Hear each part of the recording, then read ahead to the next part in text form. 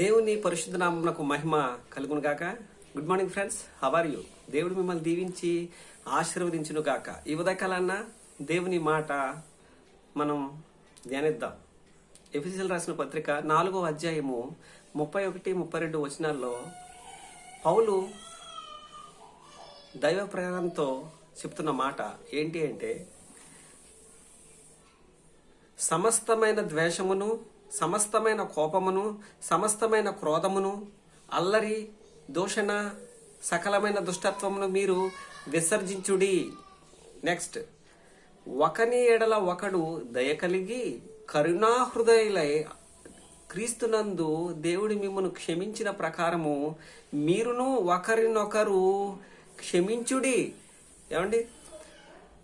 ఆత్మఫలాలు ప్రేమ, సంతోషము, సమాధానము, దీర్ఘశాంతము, దయాళత్వం, మంచితనం, విశ్వాసము, సాత్వికము, ఆశా నిగ్రహము. ఈ ఫలాలు మనలో ఉంటే ఇవేవి కూడా మనలో ఉండవండి. విసర్జించమంటున్నాడు. మూత్ర విసర్జన అని రాయబడి ఉంటుంది. మనం దేన్ని ఉమ్ము వేయుట అంటే విసర్జించిన తర్వాత, మనం ఒకసారి ఉమ్ముని విసర్జించిన తర్వాత దాని పక్కకి మనము వెళ్ళము, దాని వైపు మనం చూడము.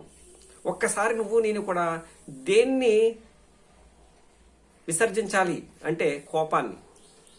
కోపం సహజంగా ఒక విచిత్రం అండి. కోపానికి ఎదుటివాడు తప్పు చేస్తే మనకు వేసుకునే శిక్షే కోపం. అర్థమైందా మీకు?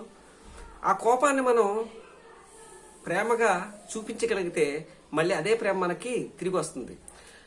ద్వేషము ఎలా వస్తుందంటే, మనం ప్రేమించలేని స్థితిలో ఉన్నప్పుడు దేవుడు నిన్ను నన్ను, ఇంకా మనం పాపులుగా ఉండగానే ఆయన నిన్ను నన్ను ప్రేమించి తన ప్రేమంతటిని కనుపరిచాడు. ఆయన ప్రేమ స్వరూపి. ప్రేమ లేనివాడు నావాడు కాడు. ప్రేమ లేనివాడే సహజంగా దూషించే ప్రయత్నం చేస్తాడు. మనం దూషించే ప్రయత్నం చేయకుండా ఉండాలి అంటే అది ఒక రోజులో వచ్చేదమ్మా. తమ్ముడు, చెల్లి, అక్క, ఒక రోజులో అది వచ్చేది. అది సాధకం. ఏ రోజుకి ఆ రోజు నువ్వు వాక్యాన్ని చదవాలి, క్రీస్తుని వెంబడించాలి. ఆ సాధన నువ్వు చేస్తూ ఉంటే నువ్వు ఏదో ఒక రోజును ద్వేషాన్ని ప్రేమగా నువ్వు జయించగలుగుతావు. ఇంకేమంటాడు? దూషణ, ఇతరులను తిట్టడం, ఇతరుల్ని హీనంగా మాట్లాడడం, సమస్తమైన దుష్టత్వం అంటే పాపం, అల్లరి, ఇవన్నీ కూడా నేను దేవునికి దగ్గర నుంచి దేవునికి ఇష్టం లేని క్రియలేవి. ఆయన అల్లరికి కర్త కాడు, ఆయన సమాధానానికి కర్తడు. ఏమో దూషణకు కర్త కాదండి. దూషించే ఆయన అంటాడు, ఆయన దూషింపబడి ఎదురు పలుకలేదండి, కాముగా ఉండిపోయాడు. ఎందుకని? నీకు నాకు రక్షణ తేవడానికి, రక్షణ ఇవ్వడానికి. ఆయన బదులు పలకలేదండి. ఆయన దూషించబడ్డాడు, గేలి చేయబడ్డాడు, అల్లరి మోకతో అల్లరి చేయించబడ్డాడు తప్ప ఆయన ఇప్పుడు కూడా నోరు తెరవలేదు.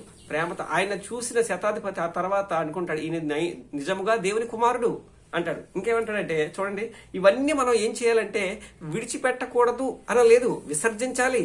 విసర్జించడం మళ్ళీ దాన్ని ఒక్కసారి దాన్ని విడిచిపెట్టామా దాని వైపు చూడకూడదు. ఏమ్మా? ఇంకేమంటాడంటే, ఒకని ఏడల ఒకడు దయ కలిగి, దయ, కరుణ, ఇవన్నీ కూడా రెండు అక్క చెల్లెళ్ళండి. దయ కలిగి, ఏమండి? దయ కలిగి కరుణాహృదయులై, కరుణామయుడు, కృపామయుడు, ప్రేమామయుడు, ఎన్ని ఒక్క ఆయనకే సూటబుల్ అండి. ఆయనే ప్రభు అయిన యేసుక్రీస్తు.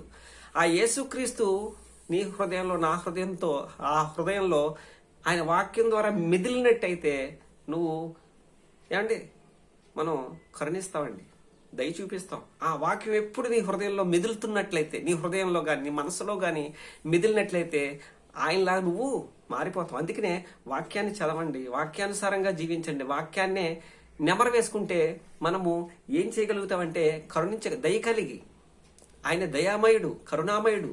ఆయన నువ్వు నేను పాపిగా ఉండగానే ఆయన మన కోసం ఆయన ఎత్తునుగా మారిపోయి చనిపోయాడమ్మా. అంతటి కరుణామయుడు, అంతటి దయామయుడు. నిజానికి నువ్వు నేను నరకానికి వెళ్ళాలి, యేసుక్రీస్తు కార్చిన రక్తం ద్వారా నిన్ను నన్ను కూడా ఆయన సన్నిధికి చేర్చుకోవడానికి ఆయన నీకు నాకు చూపించింది ఏంటంటే దయ, కరుణ.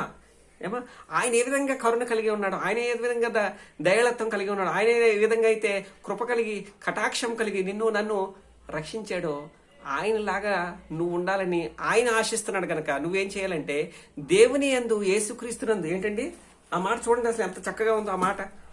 యేసుక్రీస్తునందు దేవుడు మిమ్మును క్షమించిన ప్రకారము, చక్కగా ఉంది చూసారా మాట.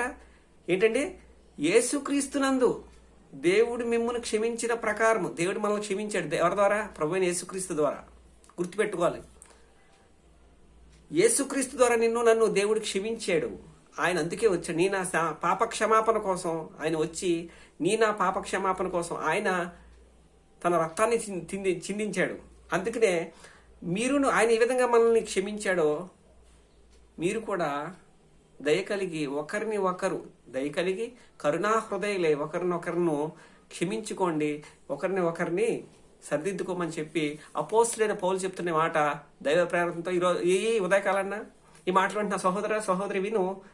దేవుని మాటల ప్రకారం నువ్వు జీవించినట్లయితే సమస్తమైన దుష్టత్వాన్ని, సమస్తమైన కల్మషాన్ని నువ్వు పక్కకు పెట్టి క్రీస్తుని హృదయంలో చేర్చుకొని ఆయన మాటల ప్రకారం జీవిస్తే నీకు ఈ భూమి మీద ప్రశాంతత, నెమ్మది కలిగి ఉంటావు. మరణిస్తే పరలోక రాజ్యానికి వెళ్తాయి. ఈ ఉదయకాలన్నా మీ Anand Kumar. God bless each and everyone. Thank you.